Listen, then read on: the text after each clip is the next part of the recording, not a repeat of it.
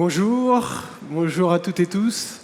Je m'appelle Vincent Bedouin, je suis le CEO de La Croix et je suis très heureux de venir m'adresser aux entrepreneurs ou à l'entrepreneur qui sommeille en chacun d'entre vous. Je viens témoigner de ma fierté de développer mon entreprise avec les équipes La Croix en concevant des produits innovants mais surtout utiles. C'est une fierté profonde, silencieuse. Ce dont je n'ai jamais parlé, c'est d'où vient cette fierté que je tire d'une promesse que je me suis faite à moi-même il y a bien longtemps. Début des années 90, je suis encore un gamin, rêveur. Mes parents auraient dit sans doute un enfant difficile. C'est vrai que j'ai du mal à accepter les contraintes qu'on m'impose, le cadre que je ne me suis pas moi-même fixé. Je ne suis pas très fait pour aller sur les bancs de l'école écouter silencieusement. Je suis idéaliste, sans doute encore très immature, bref, un ado. Et j'espère que la suite va donner d'ailleurs confiance à tous les parents d'ados qui sont dans cette salle. Je suis un ado idéaliste, rêveur, mais j'ai déjà une certitude. J'ai la chance d'avoir un père entrepreneur en exemple qui dirige l'entreprise La Croix, une PME. Et je ne m'imagine pas déjà ne pas être mon propre patron à l'avenir. Et c'est au cours d'un stage découverte d'entreprise, comme il y en a tant, que je rencontre des gens inspirants qui me donnent des conseils. Et c'est là que je décide qu'un jour, je reprendrai l'entreprise familiale, loin des effets de mode des startups, pas le chemin le plus facile. Par contre, je me donne une condition. Si je prends ce challenge, c'est pour avoir un impact positif.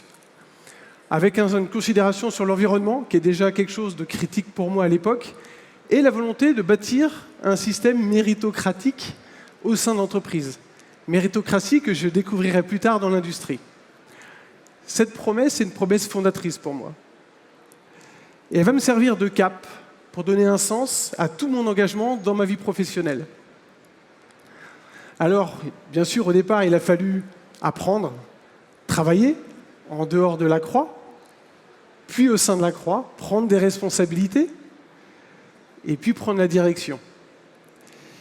Le challenge de départ a été de transformer cette PME qui fait des panneaux et un peu d'électronique en une ETI internationale qui devient leader des objets connectés industriels et des équipements électroniques pour applications critiques.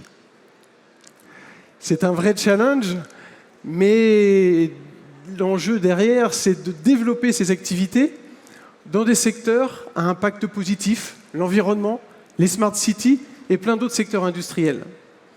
Et mon enjeu maintenant, c'est d'accélérer. C'est d'accélérer par de la croissance organique, par de la croissance externe, en focalisant l'entreprise sur les business qui ont le plus d'impact positif. Il y a aussi des décisions qui ne sont pas toujours faciles, renoncer à certaines activités, et même prendre la décision de céder le métier historique de La Croix, parce que ce n'est plus dans la synergie et la stratégie d'impact positif. La fierté, elle vient qu'après, par la concrétisation à plusieurs niveaux.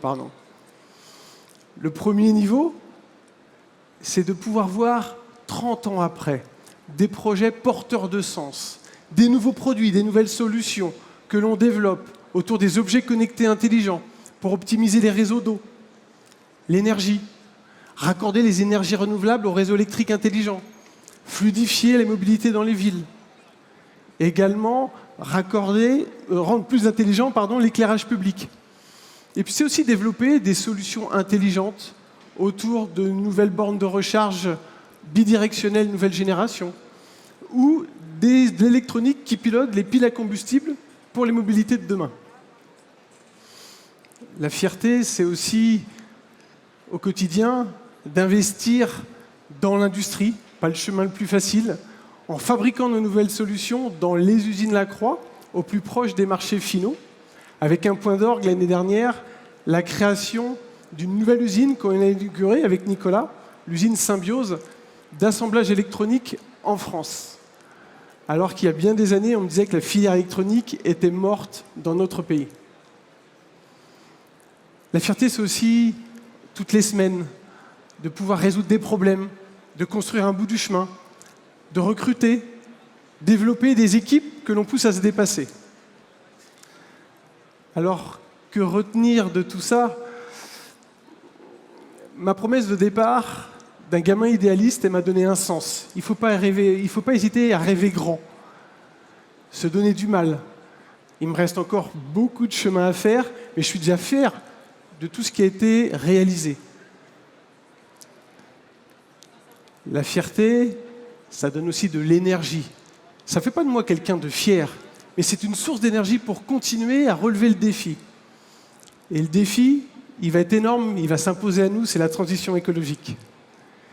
Et moi, mon défi, la fierté de relever le défi d'une tech et d'une industrie utile, s'ajoute maintenant une nouvelle fierté. La fierté que je vois dans le regard de mes enfants, quand je leur explique ce que je fais et pourquoi je le fais. Parce qu'au final, notre fierté n'a d'intérêt qu'au regard des nouvelles générations et finalement des horizons qu'on va pouvoir leur ouvrir. Je vous remercie pour votre écoute. Rêvez grand, donnez-vous du mal et vous serez fiers de vous. Merci.